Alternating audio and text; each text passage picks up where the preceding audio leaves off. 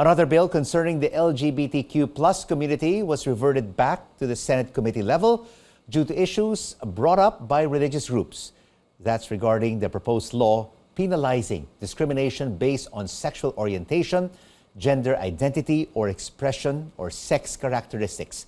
We get the insights of the LGBTQ plus group, Bahaghari's chairperson, Reyna Valmores. Reyna, thank you so much for joining us.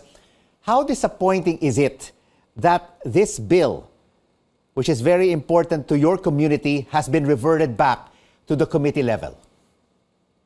It's very disappointing, especially in light of the fact that this is a bill that we have been fighting for 23 years.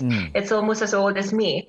And the truth is, from that time, the first time that bill was filed up until now, the 2 decades that it's been languishing both in Congress and in the Senate, there have been too many members of the LGBT community who have lost their jobs, their opportunities, their education, and in the worst cases, even their lives.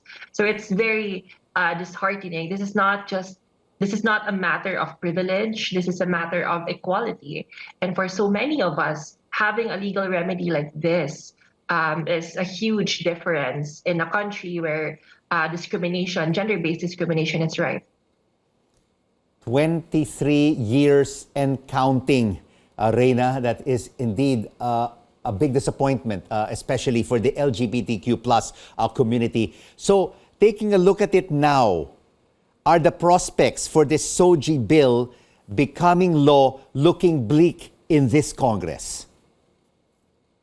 Frankly, to be honest, it's very bleak. To see lawmakers really, it's in a very disappointing fashion, making a political career, devoting their political careers out of stripping people of their rights to equality.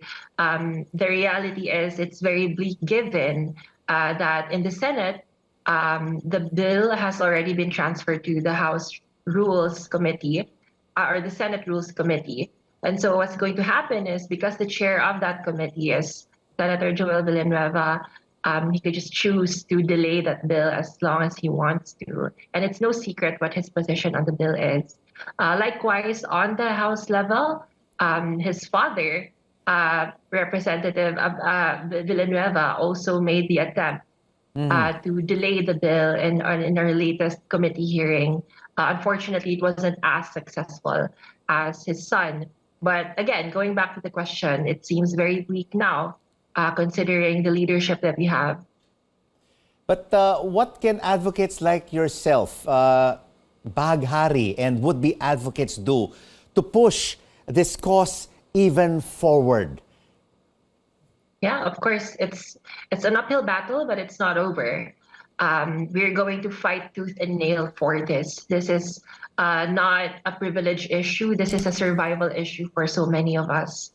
Right now, we also want to highlight that, yes, it is true. We will always have people like Senator Villanueva. We will always have that kind of dynamic, having lawmakers who just do not care about us. We will always have people like Tito Soto in past Congresses, in past Senate cycles. But we also want to highlight, we in Bahaghari want to highlight the real politique of Philippine politics, which is that whenever a new president is sworn in, we always have a supermajority both in Congress and the Senate. And that supermajority is essentially the president's means to forward laws that he or she certifies as urgent. That's for example, what we saw with mandatory ROTC. That's what we saw with the SIM Registration Act. That's what we're seeing now with the Maharlika Fund Act. So the question is, beyond people like Senator Villanueva and his father, the question is, what is the position of President Marcos Jr.? That's what we want to ask, and that's what we want to confront him on. He's been jet-setting across the world, different countries.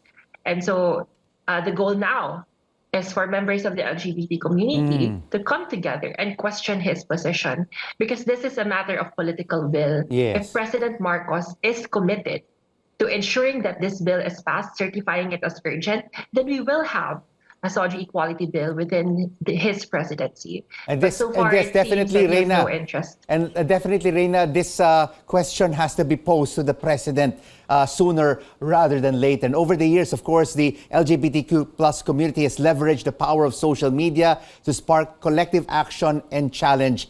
How has that been? And have you been able to at least influence some lawmakers to be on your side?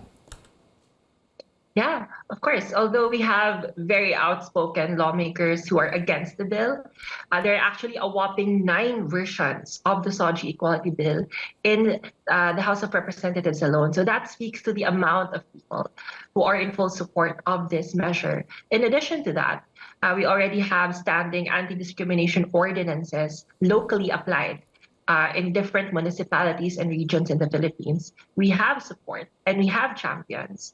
And right now, it's really a matter of truly confronting these forces who are dedicated to preventing that bill from coming into law. Again, it's going to be an uphill battle, but we're going to fight for it tooth and nail.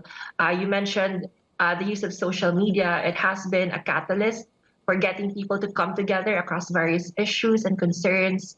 It is definitely something that we're looking at as a means of pressuring lawmakers. In the past, we have been doing, for example, mass campaigns to contact people's representatives. That's exactly what they're for. People in Congress and in the Senate are our representatives.